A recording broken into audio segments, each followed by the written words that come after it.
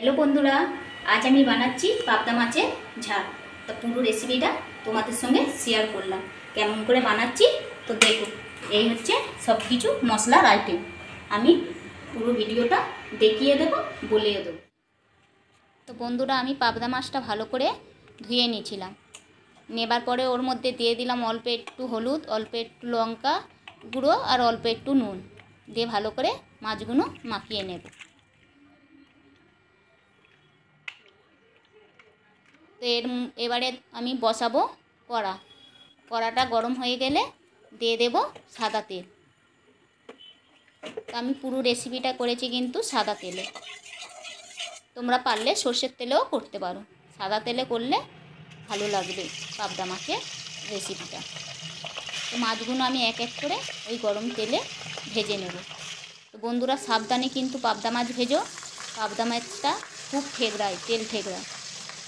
তো বেশি লাল করেও ভাজিনি, বেশি কাঁচাও ভাজিনি, হালকা মানে মিডিয়াম সাইজের ভেজে নিয়েছি।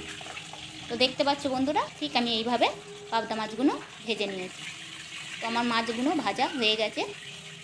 আমি একে একে সব মাছগুলো ভেজে নিচ্ছি এইভাবে। তো আমার মাছ ভাজা হয়ে গেছে, এবার সব তুলে নিলাম।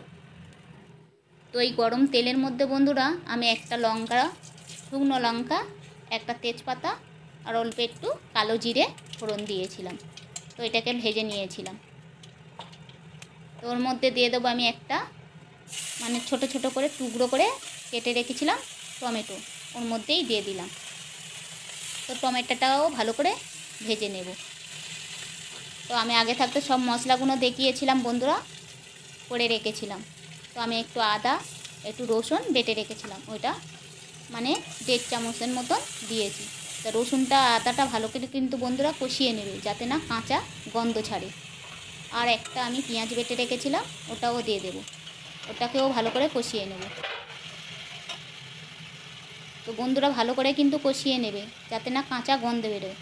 আর আমি একটু মানে সাদা সর্ষে নিয়েছিলাম, চাল মগজ নিয়েছিলাম আর পোস্ত নিয়েছিলাম, আর অল্প দুটো বাদাম নিয়েছিলাম।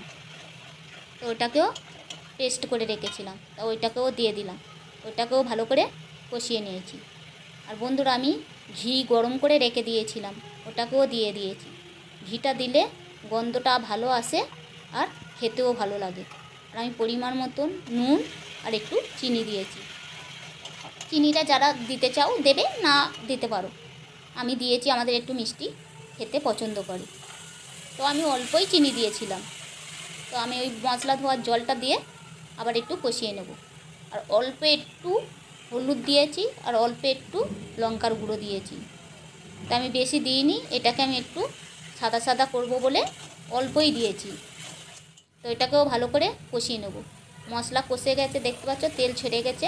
তার ওর মধ্যে মশলার মধ্যে অল্প অল্প মশলা ধোয়া জল দিয়ে ভালো করে কষাবো, যাতে না কাঁচা গন্ধ বেরোয়। তো ভালো করে কষানো হয়ে গেছে, দেখতে পাচ্ছ। এবার আমি অল্প জল দিয়ে মানে আমি অল্পই জল দিয়েছি, গ্রেভিটা অল্প অল্প করব বলে।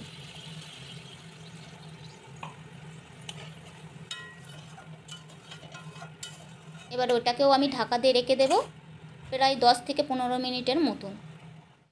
ফুটে গেলে ঢাকাটা খুলে নেব। তো এবারে একে একে আমি ওই মাছগুলো ওর মধ্যে সব দিয়ে দেব। দিয়ে ওটাকেও আমি 5 থেকে 7 মিনিটের মতন ঢাকা দিয়ে রেখে দেব। তো দেখতে পাচ্ছ কত সুন্দর কালার এসছে। সত্যি বলছি, যেমন কালারও এসছে সুন্দর, আর খেতেও সুন্দর হবে। তো কি সুন্দর লাগছে না বন্ধুরা। আমি একটা গন্ধরাজ লেবু রেখেছিলাম, ওটার মানে খোসাটা অল্প মানে ঘষে ওর মধ্যে ছড়িয়ে দিয়েছিলাম। ওর ফ্লেভারটা সুন্দর আসে, গন্ধটা তো সত্যি সুন্দর আসে, খেতেও ভালো লাগে। আর অল্প একটু গরম মশলা দিয়েছি। তো আমার পাবদা মাছের রেসিপি কমপ্লিট। কেমন লাগলো বন্ধুরা বলো। তো আমি ঢেলে নিলাম, দেখো খুব সুন্দর হয়েছে বন্ধুরা রেসিপিটা। তোমরা খেয়ে বলবে। তো টাটা বন্ধুরা।